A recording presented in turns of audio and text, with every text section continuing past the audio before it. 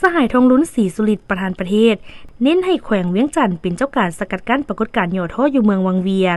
วันที่21กรกฎาคม2026สหายทองลุ้นศรีสุริตเลขาธิการใหญ่คณะบริหารงานศูนย์กลางภาคประธานประเทศพร้อมด้วยคณะได้ลงเยี่ยมยามและโอ้ลมพนักงานหลักแรงของแขวงเวียงจันทน์ซึ่งทานได้แสดงความสมเสยผลงานที่แขวงเวียงจันทน์สามารถสร้างผลงานเด่นหลายด้านพร้อมกันนี้สหายยังได้เน้นบางปัญหาให้แขวงเวียงจันทน์ก็คือเมืองวังเวียงจะต้องได้สืบต่อเอาใจใส่แก้ไขในต้นหน้าเป็นต้นให้คณะภาคคณะน้ำของแขวงเวียงจันทน์เอาใจใส่ในการจัดตั้งปฏิบัติและผันขยายมติครั้งที่12ศูนย์กลางภาคและมติครั้งที่7ขององค์คณะภาคแขวงเพื่อเฮ็ดให้แขวงเวียงจันทน์มีการพัฒนาตามแผนที่วางไว้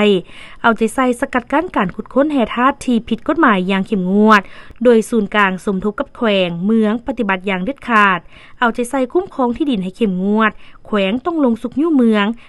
ต้องลงสุกยู่ตาแสงในการปฏิบัติหน้าที่เวียกงานเพื่อเฮ็ดให้ตาแสงมีการเคลื่อนไหวเวียกงานที่เข้มแข็งเน้นให้การน้ำของแขวงและเมืองวังเวียงสมทบกับศูนย์กลางแก้ไขเฮ็ดให้น้ำซองกลับมาสะอาดโดยไวเป็นเจ้าการในการสกัดกั้นปรากฏการณ์ย่อท้อต่างๆอยู่ภายในวังเวียงเพื่อเฮ็ดให้การท่องเที่ยวมีความสงบปลอดภัยต้องวางผังเมืองให้ไปตามแผนผังที่วางไว้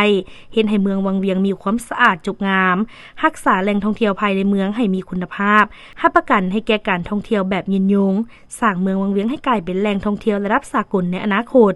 ในการลงเยี่ยมยามและเฮ็ดเวียกครั้งนี้สหายเลขาธิการใหญ่คณะบริหารงานศูนย์กลางภาคประธานประเทศแห่งสปป.ลาวยังได้ลงเยี่ยมยามและเที่ยวชมสถานที่ท่องเที่ยวถ้ำจังวังเวียงและสวนปลูกไม้ผสมผสานบ้านนาไซสถานที่ท่องเที่ยวขัวแก้วบ้านห้วยสะเงาและสถานที่ท่องเที่ยวถ้ำโนนและถ้ำนางฟ้าเมืองวังเวียงตื่มอีก